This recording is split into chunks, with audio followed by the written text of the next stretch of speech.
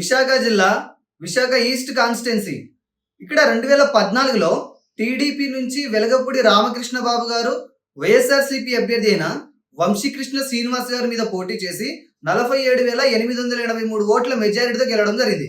Final గా ఈ seat ని టీడీపీ కైవసం చేసుకోవడం జరిగింది.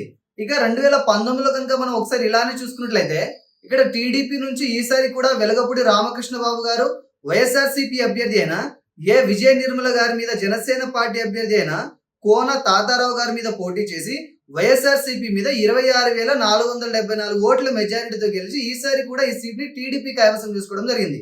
ఇక ఈ 2024 ప్రస్తుత పరిస్థితిని కనుక మనం చూసినట్లయితే 2014, 2019లో పోటీ చేసి గెలిచిన టీడీపీ అభ్యర్థి వెలగపూడి రామకృష్ణ బాబు గారే ఈసారి కూడా ఇక్కడ కూటమి అభ్యర్థిగా టీడీపీ తరపు నుంచి బరిలోకి దిగడం జరుగుతుంది. ఇక వైఎస్ఆర్సీపీ అభ్యర్థిగా ఎంవివి సత్యనారాయణ గారు ఇక్కడ పోటీ చేయడం జరుగుతుంది. ఈసారి వీరిద్దరి మధ్య జరిగే ఈ హోరాహోరీ పోరులో ఏ అభ్యర్థి గెలుస్తారో తెలుసుకోవాలంటే మనం ఒకసారి 2019లో టీడీపీ జనసేనకి విడివిడిగా పోలైన ఓట్ల సంఖ్యను మనం క్షుణ్ణంగా గమనిస్తే మనకు ఒక అంచనా వస్తుంది.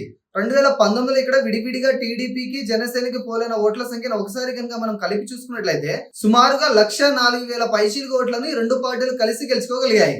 ఇక్కడ వైసీపీకి 60,000 పైచీలకు ఓట్లు మాత్రమే రావడం జరిగింది. ఈ రిజల్ట్ ని దృష్టిలో పెట్టుకొని కనుక మనం ఆలోచిస్తే ఈసారి ఇక్కడ గెలుపు ఎవరిదనంటే దీనికి సమాధానంగా ఆ టైంలో ఈ రెండు పార్టీలకు విడివిడిగా పోలైన ఇదే ఓట్ల శాతం ఈసారి కూడా చెక్కు చెదరకుండా అదే విధంగా ఇప్పుడు కూడా రిపీట్ అయితే ఖచ్చితంగా మంచి మెజారిటీతో ఈసారి ఈ సీట్ ని కూటమి అభ్యర్థి గెలిచే అవకాశం 100% ఉంది.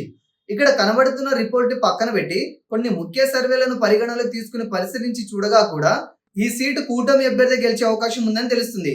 కానీ గెలుపు అన్నది కొత్తగా ఈసారి పోలవబోయే యువత ఓట్ల మీద కూడా ఆధారపడి ఉంటుంది.